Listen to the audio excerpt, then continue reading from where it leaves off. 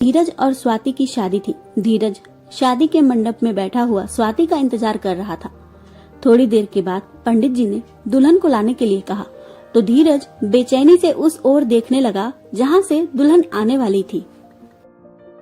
थोड़ी देर के बाद स्वाति अपनी सहेलियों से घिरी हुई दुल्हन के लाल रंग के जोड़े में शर्माती हुई मंडप में आ चुकी थी। जब वो धीरज के बगल में बैठी तो धीरज मानो खुशी के मारे हवा में उड़ने लगा। धीरज तो अपनी दुल्हन पर से नजरें ही नहीं हटा पा रहा था। पवित्र अग्नि के सामने मंत्रोच्चारण के बीच धीरे धीरे दोनों एक दूसरे के होते जा रहे थे। यह जादुई पल उन दोनों को हमेशा याद रहने वाला था, क्योंकि यह समय उनके जीवन में दोबारा नहीं आने वाला था। इसलिए वह दोनों ही इस पल को खुशी खुशी जी रहे थे। देखते ही देखते हंसी खुशी शादी संपन्न हो गई और स्वाति विदा होकर अपनी ससुराल पहुंच गई। स्वाति के ससुराल में भरा पूरा संयुक्त परिवार था। स्वाति की सास शकुंतला देवी जी एक एक सदस्य से बहू का परिचय करा रही थी और स्वाति झुककर बड़ों के पैर छू रही थी, जिसके कारण पैर छूते छूते उसकी पीठ अकड़कर रह गई थी। लेकिन फिर भी थकावट के बीच बच्चों की टोली की चुहलबाजियों से उसका मन लगा हुआ था और बीच बीच में ननद और भाभियों की हंसी ठिठोली उसके मन को गुदगुदा जाती। स्वाति की परेशानी और थकावट को देखते हुए उसकी सास ने थोड़ी देर के बाद बहू को कमरे में आराम करने के लिए भेज दिया था। स्वाति अपनी कमर सीधी करते हुए सोच रही थी कि कितना प्यारा परिवार है ये, जहाँ नई दुल्हन की परेशानी को भी उसकी सास ने कितनी बखूबी समझकर उसे आराम करने के लिए भेज दिया। इधर धीरज के मन में पहली रात को लेकर बहुत रोमांच था। सुहाग रात की खुशी में वो 2 दिनों से अच्छी तरह सो भी नहीं पाया था और आज उसकी आंखों में मिलन की अजीब सी चमक थी। फूलों की खुशबू और रंग बिरंगे रोशनी में पूरा घर नहाया हुआ था और धीरज का मन एक अलग सी उड़ान भरने को आतुर था। जैसे जैसे रात गहराने लगी थी वैसे वैसे धीरज की बेचैनी बढ़ती जा रही थी कि पता नहीं वो अपनी दुल्हन के पास कमरे में कब जा पाएगा। तभी उसकी बड़ी भाभी पायल ने उसे इशारे से बुलाया तो उसके मन के सोए हुए अरमान फिर से जागने लगे। वह झट से भाभी के पास पहुंच गया तो उसकी भाभी कहने लगी कि देवर जी, अब क्या रात भर यहाँ बैठकर दोस्तों के साथ गप्पे ही मारते रहेंगे? जाइए अपने कमरे में जाइए, देवरानी जी इंतजार कर रही होंगी। धीरज मुस्कुराते हुए आगे बढ़ने लगा तो पायल ने उसे रोकते हुए कहा, अरे इतनी भी क्या जल्दी है? मेरा नेक कहाँ है? आप मेरे लिए कोई उपहार नहीं लाए क्या? धीरज सिर खुजाते हुए बोला, भाभी उपहार की बात कल सुबह नहीं कर सकते क्या हम? अभी मुझे कमरे में जाने दो ना, मुझे बहुत थकान हो रही है। पायल शरारत से बोली, मुझे खुद पता है कि आपको कैसे थकान हो रही है। सीधे सीधे मेरा गिफ्ट निकाल कर मेरी हथेली पर रख दीजिए, फिर जाइए आप अपने कमरे में, आपको कौन रोकेगा? धीरज ने मुस्कुराते हुए पूछा, क्या चाहिए आपको? पायल बोली कि गिफ्ट मांग कर थोड़ी न लूंगी, वो तो दिल से दिया जाता है। धीरज मुंह बनाते हुए बोला, और अगर दिल ना करे तो? पायल नकली गुस्से से आंखें बड़ी करती हुई बोली, यह क्या बात हुई भला? ये तो बस बहाने हैं आपके। धीरज ने धीरे से कहा कि अरे भाभी, मैं गिफ्ट लाना भूल गया हूँ, अब क्या करूँ? पायल मुस्कुराते हुए बोली, और जब सब मुझसे पूछेंगे कि देवर ने क्या शगुन दिया तो मैं सबको क्या जवाब दूंगी? उपहार तो आपको देना ही पड़ेगा। धीरज ने मुस्कुराते हुए कोट की जेब से एक छोटा सा डिब्बा निकालकर भाभी की हथेली पर धर दिया। पायल मुस्कुराते हुए बोली, अच्छा जी, तो आप गिफ्ट लेकर आए थे, फिर भी इतनी देर से मुझसे मजाक कर रहे थे?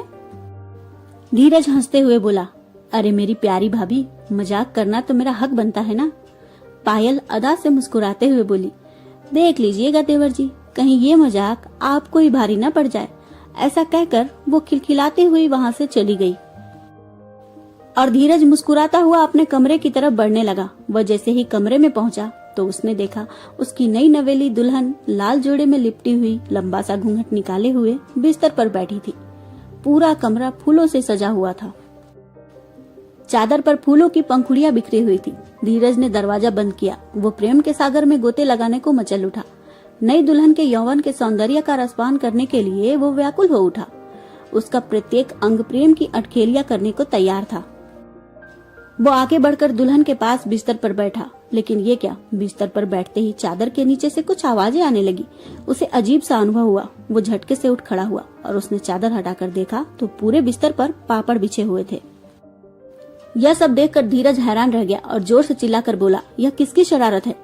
धीरज का झुंझलाहट भरा स्वर सुनकर कमरे के बाहर से हंसी ठहाकों की आवाजें आने लगी। धीरज ने नाराज होकर दरवाजा खोला तो घर के बाहर परिवार के बहुत से सदस्य खड़े होकर मुंह दबाकर हंस रहे थे। धीरज गुस्से में कुछ कहने को हुआ, तभी वहां से सभी लोग सिर पर पैर रखकर भाग खड़े हुए। धीरज ने झुंझलाते हुए फिर से दरवाजा बंद किया और वापस कमरे में आया। फिर सिर खुजाते हुए अपनी पत्नी से बोला, सुनो जरा तुम नीचे उतरो ना, मैं यह सब ठीक कर देता हूँ। उसकी दुल्हन चुपचाप घूंघट लिए हुए बिस्तर के एक किनारे खड़ी हो गई।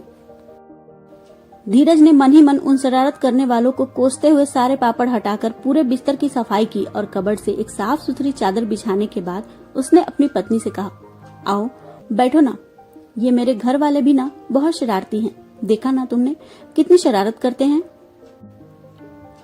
उसकी दुल्हन कुछ बोली नहीं, बल्कि उसने चुपचाप सिर हिलाकर सहमति का इशारा किया। अब धीरज के अरमान एक बार फिर से मचलने लगे थे। वो धीरे से पत्नी के पास बैठ गया और उसके लिए लाया हुआ गिफ्ट निकालकर बोला, वैसे तो तुम्हारी खूबसूरती के आगे तो कोई भी तोहफा फीका है, फिर भी मेरी तरफ से हमारे जीवन की पहली रात पर मैं तुम्हारे लिए एक छोटा सा उपहार ले आया हूँ। आज से हमारे जीवन की एक नई शुरुआत होगी और मैं बहुत खुशनसीब हूँ जो मुझे इस सफर में इतनी खूबसूरत जीवन संगिनी मिली। धीरज के दिल की धड़कनें बेकाबू हो चली थी। उसने हाथ आगे बढ़ाकर अपनी दुल्हन का घूंघट उठाना चाहा तो दुल्हन ने अपना चेहरा थोड़ा पीछे कर लिया। उसकी इस अदा पर धीरज सोचने लगा कि अच्छा, यह मुझसे शर्मा रही है। वह मुस्कुरा उठा और उसने फिर से घूंघट उठाने की कोशिश की। 2-3 प्रयासों के बाद धीरज ने आखिरकार अपनी नई नवेली दुल्हन का घूंघट उठा ही दिया। लेकिन ये क्या, दुल्हन का चेहरा देखते ही वो चौंक कर उठ खड़ा हुआ और दुल्हन के जोड़े में उसके जीजाजी हंसते हुए उठ खड़े हुए। उन्होंने झट से जाकर दरवाजा खोल दिया और धीरज का कमरा फिर से परिवार के लोगों से भर गया। सभी हंस हंस कर दोहरे हुए जा रहे थे और धीरज का चेहरा गुस्से से लाल हुआ जा रहा था। गुस्से के मारे उसके मुंह से शब्द तक नहीं निकल पा रहे थे। तभी पीछे से धीरज की माँ शकुंतला देवी जी आई और धीरज की छोटी बहन के कान खींचते हुए बोली, बस बहुत हो गई मजाक मस्ती, मेरे धीरज को और परेशान न करो। वहाँ नई दुल्हन भी थकी हुई होगी, अब इन दोनों को थोड़ा आराम करने दो। शकुंतला देवी जी को देखते ही सभी का हंसना खिलखिलाना शांत हुआ और धीरज की भाभी कहने लगी, अरे देवर जी, आप नाराज मत होइए, हम अभी आपकी ओरिजिनल दुल्हन को लेकर आते हैं। इतना कहकर सब धीरे धीरे एक एक करके कमरे से बाहर चले गए। थोड़ी देर में धीरज की भाभी स्वाति को कमरे में लेकर आ गई। स्वाति दुल्हन के जोड़े में सिमटी हुई थी और उसने लंबा घूंघट लिया हुआ था।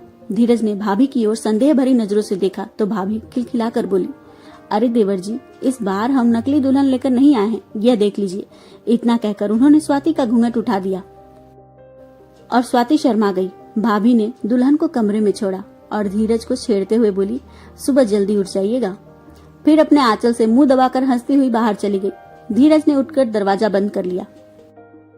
इस मजाक मस्ती के चक्कर में उसका दिमाग बिल्कुल भन्नाया हुआ था, लेकिन कमरे में स्वाति की उपस्थिति ने जादू सा असर किया और धीरज फिर से सुहाग रात की खुशी को महसूस करने लगा और उसने धीरे से स्वाति का हाथ पकड़कर उसे बिस्तर पर बिठा दिया। उसके बाद दोनों ने एक दूसरे को उपहार दिए, ढेर सारी बातें की और बातों ही बातों में दोनों कब एक दूसरे में खो गए दोनों को पता ही नहीं चला। धीरज और स्वाति के लिए ये एक यादगार रात बन चुकी थी।